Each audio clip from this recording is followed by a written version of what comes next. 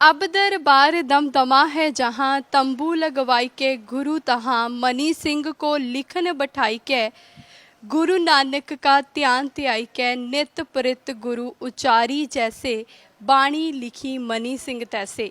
वाहिगुरु जी का खालसा वाहिगुरु जी की फतेह। प्रोग्राम गुरां दा तर विच अज जिस पावन धरत दे आप संगतां नूं दर्शन दीदारे करवाउण दे लई लैके आए हाँ, इस पावन अस्थान ते निक्कियां उंगलां नूं ऊड़े दी छो मिलदी है। यह गुरुद्वारा लिखणसर साहिब जो कि तलवंडी साबो विखे सुशोभित है। इस पावन धरती ते धन धन श्री गुरु गोबिंद सिंह जी ने श्री गुरु ग्रंथ साहिब जी की संपूर्णता की सी। इस कारज दे विच भाई मनी सिंह हुणां नूं लिखारी लगाया सी अते बाबा दीप सिंह हुणां नूं सहायक लिखारी लगाया सी। इस कठिन अते भारी कारज दे विच कई कलमा कई कागज अते काफ़ी सारी स्याही लगी। गुरु पातशाह जिहड़ी भी कलम एक बारी वरतनी शुरू कर दे जद वो अगों घस जाती तो उस कलम नूं दोबारा नहीं कढ़दे सन। अते इसे तरह दे नाल जदों श्री गुरु ग्रंथ साहिब जी की संपूर्णता का कारज संपूर्ण होया तो गुरु पातशाह जी ने जो बाकी दियां कलमां स्याही सी वो सब कुछ जो सी वो लिखणसर सरोवर दे विच पा दिता सी। इसे करके अज भी मावां अपने निक्के बच्चियां नूं इस गुरु अस्थान विखे लैके आउंदियां हन अते उन्हां कोलों 35 अखरी लिखवाउंदियां हन। आओ दर्शन करवाउंदे हां तुहानूं महान इतिहासिक धरती दे, नाल ही जाणू करवावांगे इस दे इतिहास तो भी।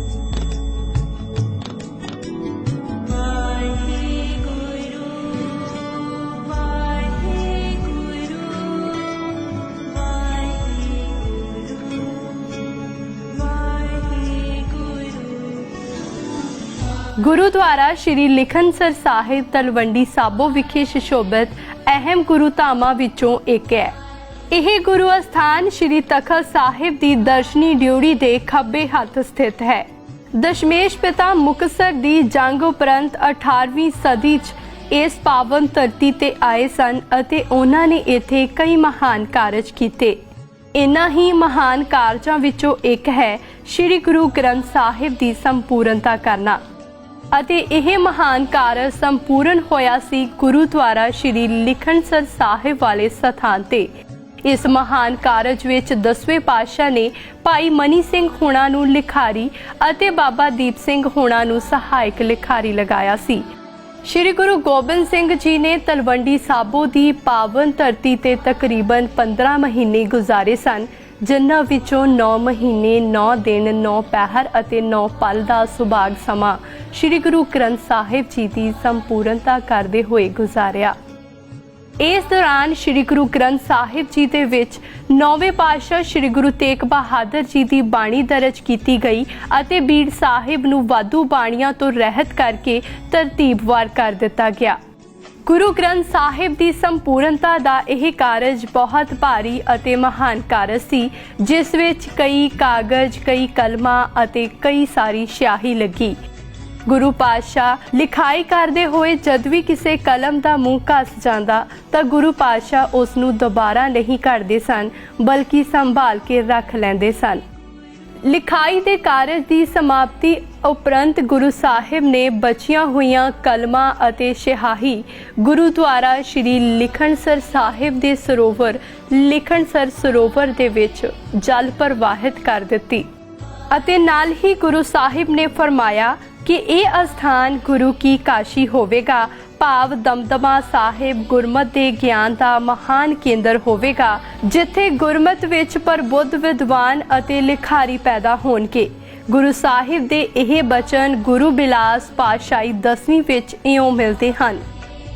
यह प्रगट हमारी काशी पढ़े यहाँ ढोर मतरासी, लेखक गुणी कविद ज्ञानी, बुद्ध सिद्ध हैव है इत आनी, तिनके कारण कलम काड़ देत प्रगट हम डार, सिख सिखा इत पढ़ेंगे हमरे कई हजार। भाव के गुरु साहिब दा वर सी कि इस गुरु की काशी पावन धरती तो गुरमत दे विच कई गुणी अते ज्ञानी प्रगट होणगे, जो कि गुरमत विचारधारा नूं अगे फैलाउणगे अते समाज विच चानण करनगे। ਗੁਰੂ ਪਾਤਸ਼ਾਹ ਦੇ ਇਨ੍ਹਾਂ ਹੀ ਬਚਨਾਂ ਵਿੱਚੋਂ ਦਮਦਮਾ ਸਾਹਿਬ ਦੀ ਧਰਤੀ ਤੇ ਦਮਦਮੀ ਟਕਸਾਲ ਹੋਂਦ ਵਿੱਚ ਆਈ ਅਤੇ ਜਿਸ ਨੇ ਵਾਕਿਆ ਹੀ ਇਨ੍ਹਾਂ ਬਚਨਾਂ ਨੂੰ ਸੱਚ ਕਰ ਦਿਖਾਇਆ। ਵਾਹਿਗੁਰੂ ਜੀ ਕਾ ਖਾਲਸਾ, ਵਾਹਿਗੁਰੂ ਜੀ ਕੀ ਫਤਿਹ।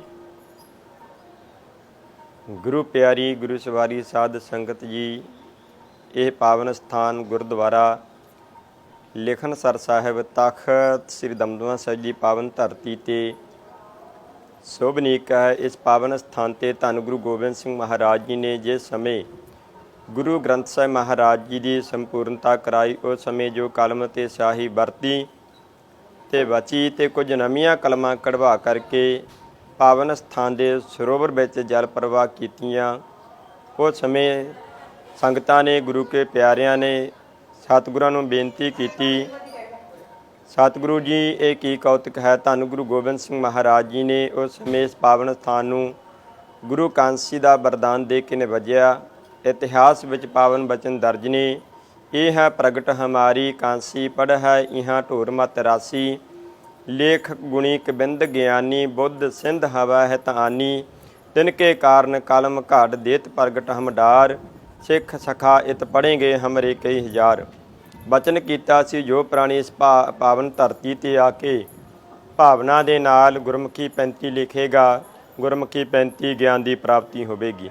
ਸੋ ਅੱਜ ਦੇਸ਼ਾਂ ਵਿਦੇਸ਼ਾਂ ਦੀਆਂ ਬੇਅੰਤ ਸੰਗਤਾਂ ਇਸ ਪਾਵਨ ਸਥਾਨ 'ਤੇ ਆ ਕੇ ਧੰਨ ਗੁਰੂ ਗੋਬਿੰਦ ਸਿੰਘ ਮਹਾਰਾਜ ਜੀ ਦੇ ਵਚਨਾਂ ਨੂੰ ਸੱਤ ਕਰਕੇ ਮੰਨਦੇ ਹਾਂ, ਭਾਵਨਾ ਦੇ ਨਾਲ ਗੁਰਮੁਖੀ 35 ਲਿਖ ਕੇ ਅਰਦਾਸ ਬੇਨਤੀ ਕਰਕੇ ਜਾਂਦੀਆਂ ਨੇ। ਇਹ ਪਾਵਨ ਸਥਾਨ ਗੁਰਦੁਆਰਾ ਲਿਖਣਸਰ ਸਾਹਿਬ ਤਖਤ ਸ੍ਰੀ ਦਮਦਮਾ ਸਾਹਿਬ ਦੀ ਪਾਵਨ ਧਰਤੀ ਤੇ ਸ਼ੋਭਨੀਕ ਹੈ। ਵਾਹਿਗੁਰੂ ਜੀ ਕਾ ਖਾਲਸਾ, ਵਾਹਿਗੁਰੂ ਜੀ ਕੀ ਫਤਿਹ।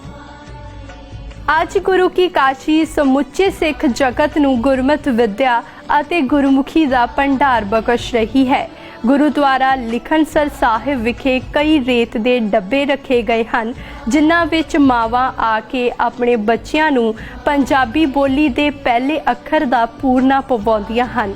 ਕਈ ਮਾਪੇ ਆਪਣੇ ਬੱਚਿਆਂ ਨੂੰ ਲਿਆ ਕੇ ਸਲੇਟ ਤੇ 35 ਅੱਖਰੀ ਲਿਖਵਾਉਂਦੇ ਹਨ ਅਤੇ ਗੁਰੂ ਪਾਤਸ਼ਾਹ ਤੋਂ ਉਹਨਾਂ ਲਈ ਗਿਆਨ ਧਿਆਨ ਦਾ ਵਰ ਮੰਗਦੇ ਹਨ। ਸੰਗਤਾਂ ਦੀ ਮਨੌਤ ਹੈ ਕਿ ਗੁਰੂਦੁਆਰਾ ਸਾਹਿਬ ਆ ਕੇ ਬੱਚਿਆਂ ਦੁਆਰਾ 35 ਅੱਖਰੀ ਲਿਖਣ ਨਾਲ ਬੱਚੇ ਬੌਧਿਕ ਗਿਆਨ ਵਿੱਚ ਪ੍ਰੌੜ ਹੁੰਦੇ ਹਨ ਅਤੇ ਪੜ੍ਹਾਈ ਵਿੱਚ ਵੀ ਹੁਸ਼ਿਆਰ ਹੁੰਦੇ ਹਨ।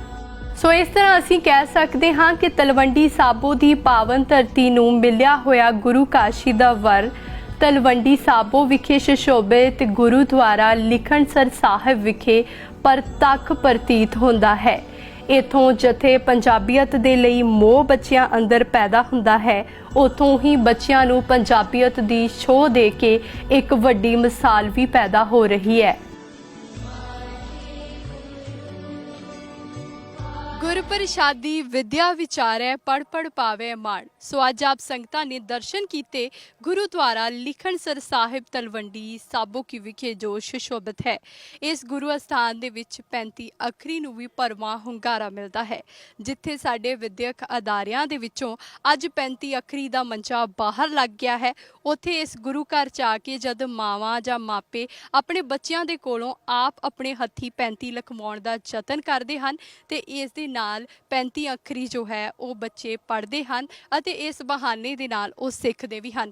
ਉੱਥੇ ਹੀ ਵਿਦਿਆਰਥੀਆਂ ਦੀ ਇਹ ਮਨੌਤ ਵੀ ਹੈ ਕਿ ਇੱਥੇ ਆ ਕੇ 35 ਅੱਖਰੀ ਲਿਖਣ ਦੇ ਨਾਲ ਉਹਨਾਂ ਨੂੰ ਜੋ ਵੀ ਪੜ੍ਹਾਈ ਜਾਂ ਜੋ ਵੀ ਗਿਆਨ ਹਾਸਿਲ ਕਰਦੇ ਹਨ ਉਸ ਦੇ ਵਿੱਚ ਵੀ ਦ੍ਰਿੜਤਾ ਆਉਂਦੀ ਹੈ। ਸੋ ਆਪਣੇ ਆਪ ਦੇ ਵਿੱਚ ਇਹ ਗੁਰੂ ਅਸਥਾਨ 35 ਅੱਖਰੀ ਦੀ ਪਰੰਪਰਾ ਨੂੰ ਅੱਗੇ ਲਿਜਾਣ ਦੇ ਵਿੱਚ ਮਹਾਨ ਯੋਗਦਾਨ ਪਾ ਰਿਹਾ ਹੈ। ਅਸੀਂ ਆਪ ਸੰਗਤਾਂ ਨੂੰ ਇਸੇ ਤਰ੍ਹਾਂ ਦੇ ਨਾਲ ਪਾਵਨ ਗੁਰੂ ਅਸਥਾਨਾਂ ਦੇ ਦਰਸ਼ਨ ਕਰਵਾਉਂਦੇ ਰਹਾਂਗੇ, ਨਾਲ ਹੀ ਇਤਿਹਾਸ ਤੋਂ, ਉਹਨਾਂ ਦੀਆਂ ਮਰਿਆਦਾਵਾਂ ਤੋਂ, ਉਹਨਾਂ ਦੁਆਰਾ ਚਲਾਈਆਂ ਜਾ ਰਹੀ ਕਿਸੇ ਵੀ ਤਰ੍ਹਾਂ ਦੀਆਂ ਪਰੰਪਰਾਵਾਂ ਤੋਂ ਵੀ ਜਾਣੂ ਕਰਵਾਉਂਦੇ ਰਹਾਂਗੇ। ਤੁਸੀਂ ਜੁੜੇ ਰਹਿਣਾ ਹੈ ਗੁਰਾਂ ਦੇ ਦਰ ਪ੍ਰੋਗਰਾਮ ਦੇ ਨਾਲ। ਫਿਲਹਾਲ ਮੈਨੂੰ ਦਿਓ ਆਗਿਆ। ਵਾਹਿਗੁਰੂ ਜੀ ਕਾ ਖਾਲਸਾ, ਵਾਹਿਗੁਰੂ ਜੀ ਕੀ ਫਤਿਹ।